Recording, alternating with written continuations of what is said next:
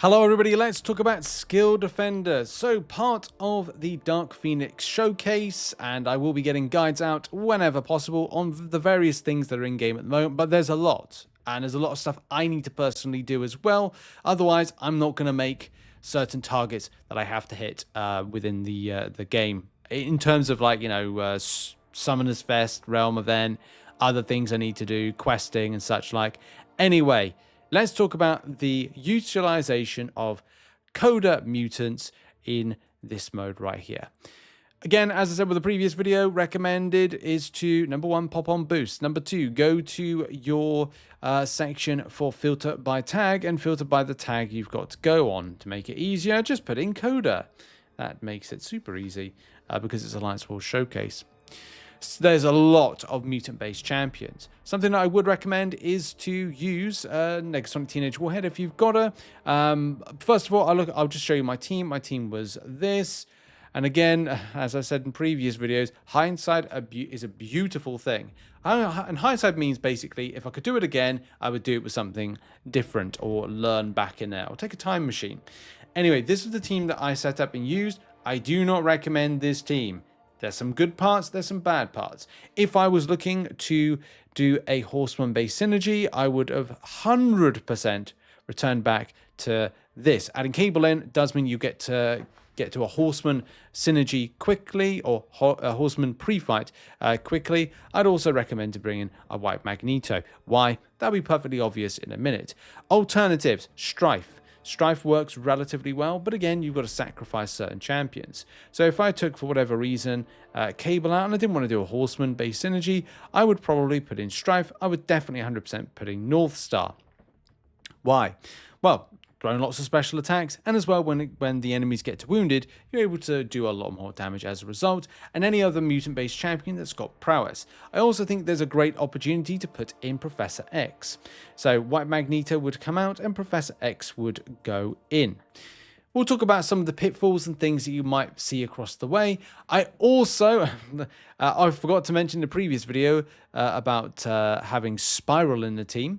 But also, for this particular setup, you could also bring in the likes of Dazzler, who does an incredible amount of damage, and indeed Dust. So don't think that there's don't think I'm forgetting champions. There's a lot of champions to recommend on this content. And this was actually incredibly enjoyable. My two standout champions were indeed Storm, and they were Negasonic Teenage Warhead. In general, these fights are a bit more straightforward.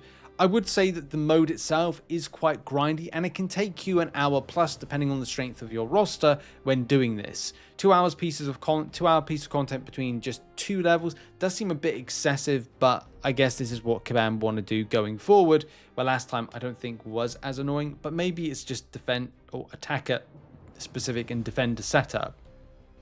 Anyway, there's not too many things to worry about on the champions you face off against. Mantis is kind of frustrating, but it's only frustrating in a sense of you've just got to watch out for where that sleep expires. So the expiry will be going around, and then you're like, I'm just going to throw a straight special attack, and therefore you bypass it, or the encroaching element of it falls off. And by the way, small write-up in the description, and footage will be played on top of me talking, and of course bringing in the champion for that one. So yeah, any mutant champion really works here. There might be just direct counters, but I would say just watch out for the way that encroaching element kind of comes round, the sleep, and then you of course bypass it as a result. If you're building Apocalypse, then you will need to win 2 fights, I think it is, or 1 fight, or 3 fights actually, or 1 fight if you've got Cable in your team, or 2, I can't remember. It's one of those. But there'll be less fights, of course, to build Apocalypse, to then build a Horseman of the Apocalypse pre-fight ability to then put on one of your champions, therefore amplifying damage potential and, of course, being a lot more fun and enjoyable. But if you're not doing that, then there will be some other kind of opportunities down the line to just really enjoy it. I think with Stryfe, definitely presents you an excellent pre-fight opportunity. Not pre-fight, persistent fight. If you've got White Magneto, he is going to be very handy for Attuma with his passive parry, and against Baron Zemo. That's one thing. If I was to do this over again, I would likely do that. White Magneto, because I can set those pre-fights and of course be effective in different areas. If you've got Storm, Storm was one of my favorites and it's going to be seen in the footage. If you remember to pause the prowesses, which is something that I just sometimes forget to do, but I remember this time towards the latter point of getting some massive prowess buffs up, then it was great fun to see those huge damage numbers. And I think on Aegon, I did nearly 1 million in 1 million damage in SP2, so that was enjoyable. Negasonic Teenage Warhead will be an opportunity for you to do passive-based effects, which if some of these skill-based champions have any kind of like Purify, Cleanse, or any kind of rubbish that you might kind of have to work with. There's a little bit of a question mark with Attuma. I didn't really find that fight as clean, but generally it was enjoyable to use Negasonic Teenage Warhead, do a lot of debuff-based damage, or damaging debuff-based damage, and have a bit of fun in the process.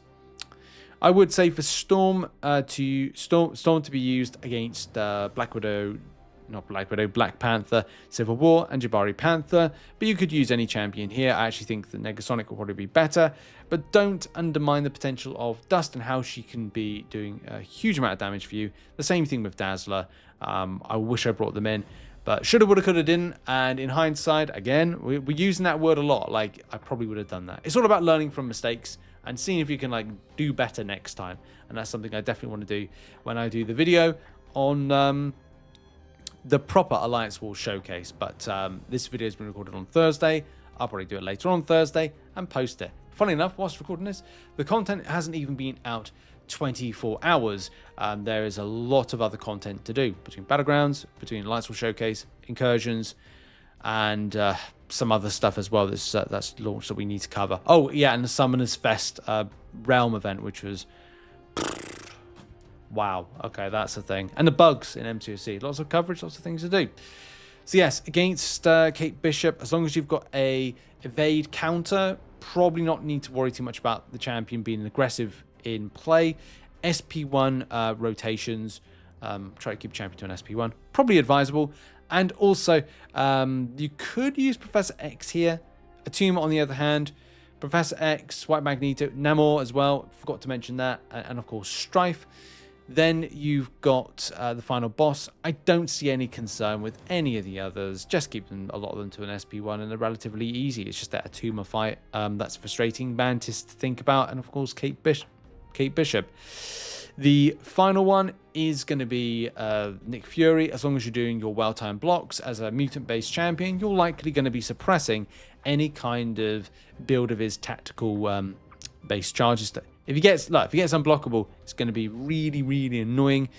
But if you are patient, push champion to an SP2, or try and kind of like parry, or kind of like try to absorb him in a block break, and then go in again, you'll probably be able to push him to an SP2. Other than that, I haven't got really anything else for you to share. Any mutant champion works. As I said, my only regrets were I didn't bring in Northstar, I didn't bring in Stryfe, I didn't bring in White Magneto, I didn't bring in Dazzler, and I didn't rank up Dust to use in here. So apart from that, I think this was a lot of fun, definitely a lot more fun than the previous one. And that's going to be it for the coverage. I'm going to work on some other guides and things, and I'll see you all soon. Check out some other content, support the channel, be advisable, and we'll see you in the MCN whenever I post that. Remember, it's Monday, Wednesday, and Friday, but we've got some topics over the weekend to delve into. Cheers, have a great day, bye-bye.